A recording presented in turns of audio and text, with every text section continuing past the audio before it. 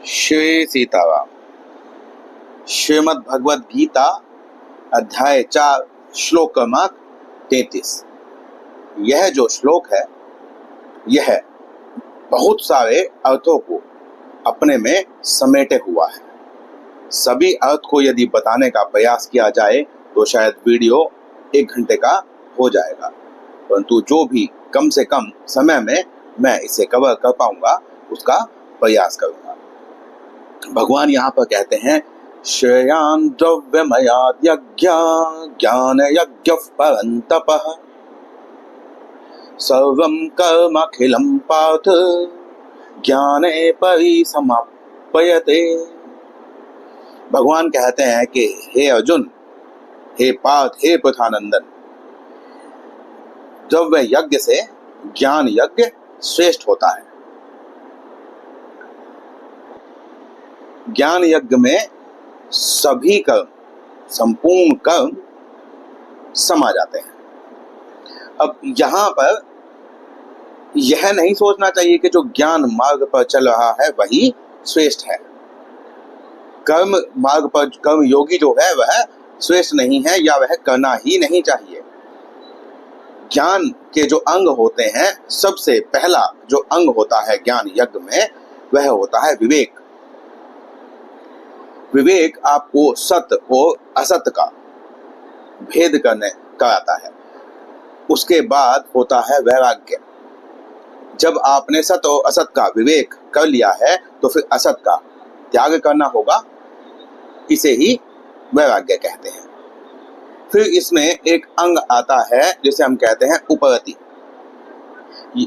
उपरति होता है कि जो जीवन में जितने भी विषम परिस्थितियां आती हैं या जो संसार के भोग हैं उनसे ऊपर निकल जाना, संसार के भोगों की तरफ ध्यान न देना, उनसे अपना संबंध विच्छेद करना। शम दम आदि जो होते हैं ये 6 प्रकार के होते हैं, षट प्रवृत्ति होती है।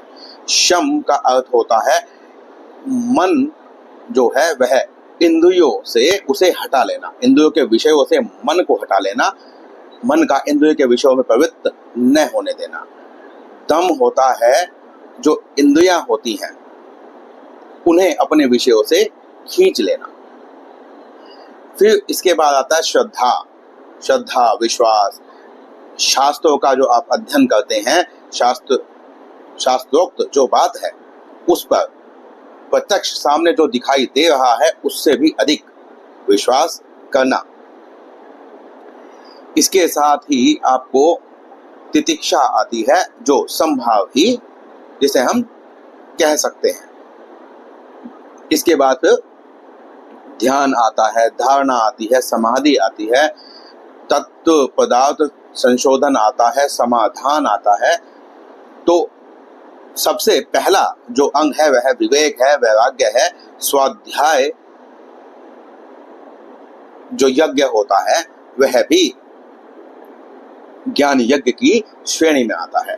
ज्ञान यज्ञ का अर्थ यह नहीं है कि वहां पर आपको कोई कर्म करना ही नहीं पड़ेगा, परंतु ज्ञान यज्ञ का अर्थ यह समझा देगा कि आप जो भी कर्म करेंगे वह कर्म रहेगा ही नहीं, वह अकर्म बन जाएगा।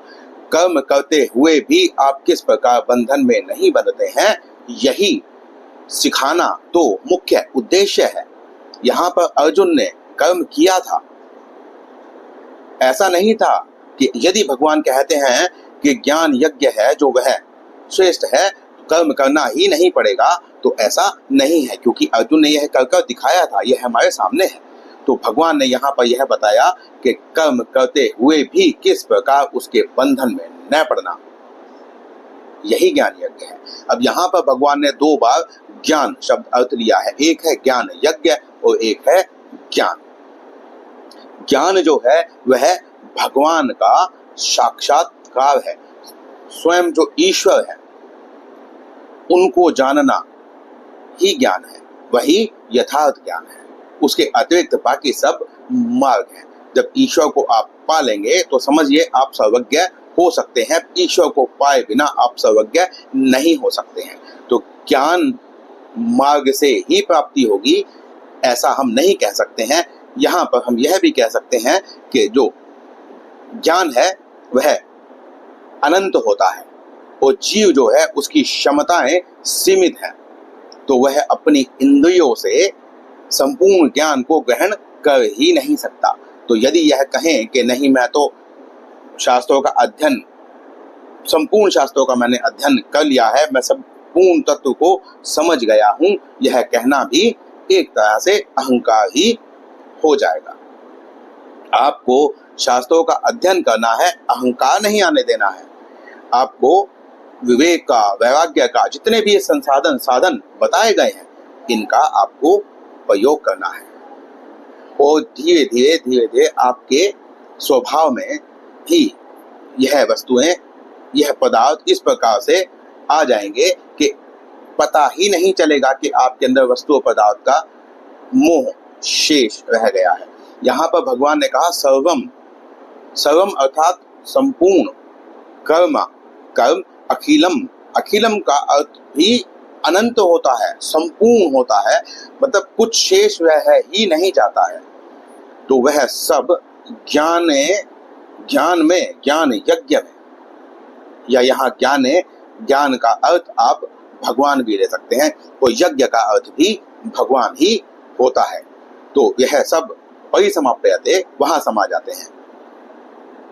ऐसा ही भगवान ने 18वें अध्याय में भी कहा था। वहां पर भगवान कहते हैं सर्वधर्मान परित्यज्य मामेकं शरणं व्रज अहम त्वाम सर्व पापेभ्यो मोक्षयिष्यामि मा शुचः।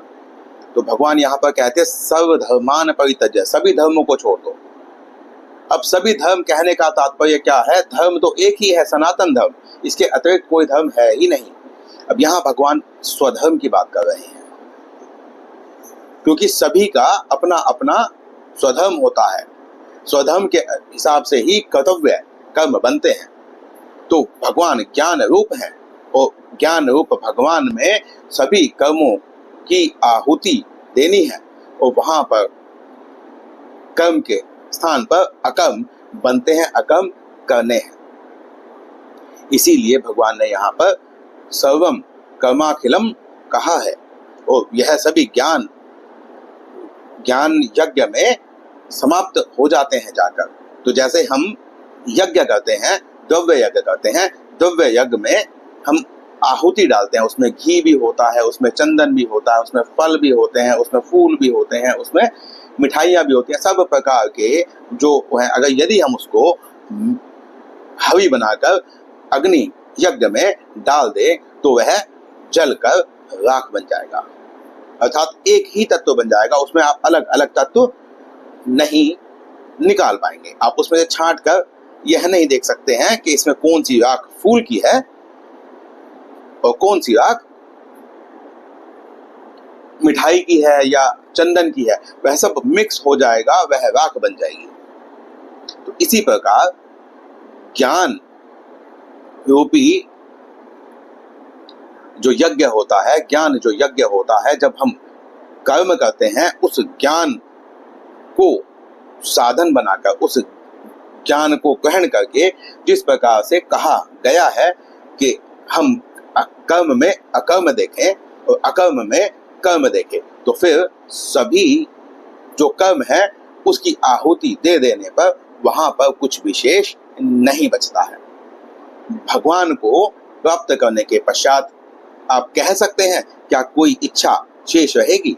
क्या कोई आशा, स्पृहा, कोई अहंता भाव कुछ शेष रहेगा? नहीं रहेगा। यहाँ पे भगवान निध्यासन के बारे में भी कहते हैं, यह भी ज्ञान रूप का एक प्रकार है। निध्यासन जो होता है, इसमें विपरीत भावना का त्याग करने के लिए कहा गया है। हम संसार या संसार से जुड़े जितने भी भोग हैं वह द्रव्य यज्ञ के अंदर आते हैं। हमें संसार से जो भी प्राप्त हुआ है वह हम द्रव्य यज्ञ में चाहें तो आहुति कर सकते हैं और चाहे तो उस भोगों से बंध सकते हैं। यह इसके लिए तो हम स्वतंत्र हैं। परंतु यदि कोई ऐसी धारणा करता है कि जो प्रत्यक्ष संसार में दिखाई दे रहा है इसकी ही सत्ता है, ईश्वर की कोई सत्ता नहीं है, तो इसे निदिध्यासन कहा जाता है। इसके पश्चात आता है तत्व पदार्थ संशोधनम। तो यहाँ पर हमें प्रत्यक्ष दिखने वाले जितने भी पदार्थ हैं या जितनी भी सत्ताएं हैं, इसमें मैं अपनी सत्ता भी ग्रहण कर रहा हूं कि जितनी भी सत्ताएं हैं उन सभी सत्ताओं को नकार कर परम परमात्मा परमेश्वर की सत्ता को ही मानना, यही तत्व पदार्थ संशोधनम है। तो आप यह समझ लीजिए कि आप चाहे किसी भी परिस्थिति में हो, भगवान ने द्रव्य यज्ञ से ज्ञान यज्ञ को श्रेष्ठ क्यों बतलाया है? क्योंकि द्रव्य यज्ञ करने के लिए संसाधन साधन की आवश्यकता है।